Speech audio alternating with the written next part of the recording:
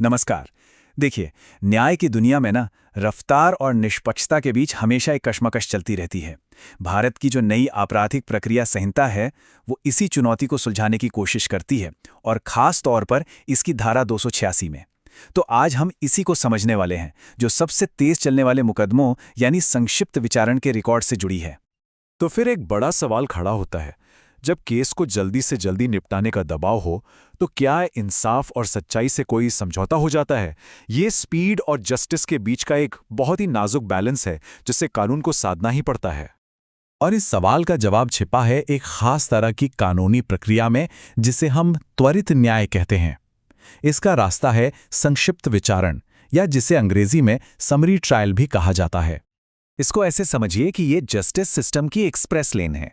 ये उन अपराधों के लिए है जो बहुत ज्यादा गंभीर नहीं होते, ताकि मामले फटाफट सुलझें और बड़ी अदालतों पर जो काम का बोझ है वो थोड़ा कम हो सके। तो चुनौती घूम फिरकर वहीं आ जाती है कि रफ्तार तो ठीक है, पर यह कैसे पक्का किया जाए कि सब कुछ सही और बिना किसी भेदभाव के हो। इसका जवाब है एक कंपल्सरी, बहुत ही ध्यान से बनाया गया रिकॉर्ड, जिसमें हर एक चीज दर्ज होती है।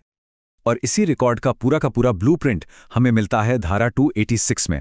इसे आप किसी भी केस की बायोग्राफी या जीवनी समझ लीजिए, जो बिल्कुल शुरू से लेकर आखिर तक उसकी पूरी कहानी बताती है। तो चलिए इस ब्लूप्रिंट को जरा खोल कर देखते हैं। सबसे पहले तो केस को एक पहचान दी जाती है। हर केस का अपना एक सीरियल नंबर होता है। अपराध कब हुआ और शिकायत कब की गई, वो तारीखें दर्ज होती हैं। शिकायत करने वाला कौन है और जिस पर आरोप है वो कौन है, दोनों की पहचान बिल्कुल साफ साफ लिखी जाती है। ये एक तरह से उस केस का बर्थ सर्टिफिकेट है। और ये सिर्फ कोई कागजी कार्रवाई नहीं है।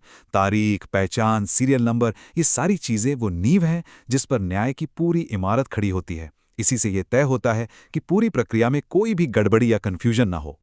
अच्छा, एक बार जब केस की पहचान पक्की हो जाती है, तो फिर कहानी पहुंचती है कानूनी लड़ाई के केंद्र में, यानी आरोप से लेकर अभिवचन तक।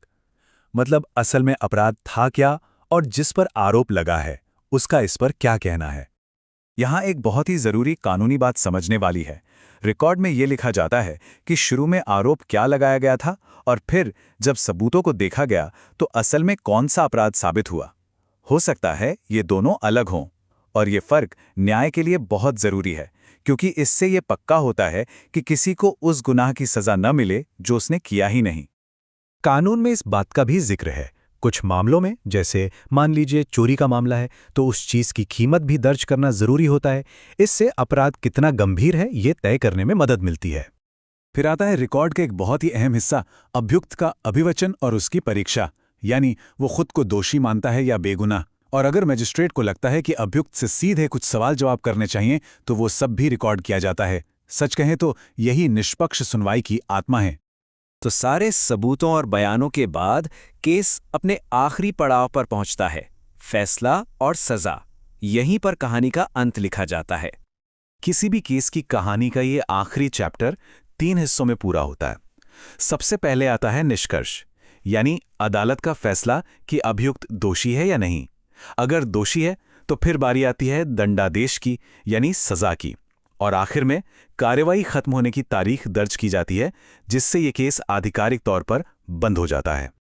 तो अब सवाल ये उठता है कि ये जो पूरी चेकलिस्ट है, जो थोड़ी ब्यूरोक्रेटिक सी लगती है, ये न्याय के लिए इतनी जरूरी क्यों है? आखिर इन सारी डिटेल्स को इतनी बारीकी से लिखने की क्या जरूरत है?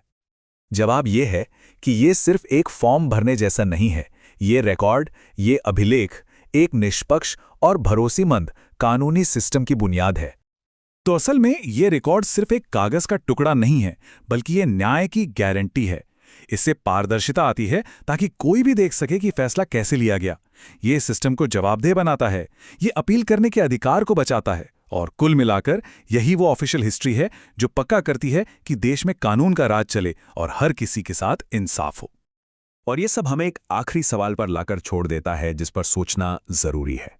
क्या सिर्फ सारे नियमों का पालन करके एक परफेक्ट रिकॉर्ड बना लेना ही सच्चा न्याय देने के लिए काफी है? इस पर सोचिएगा जरूर।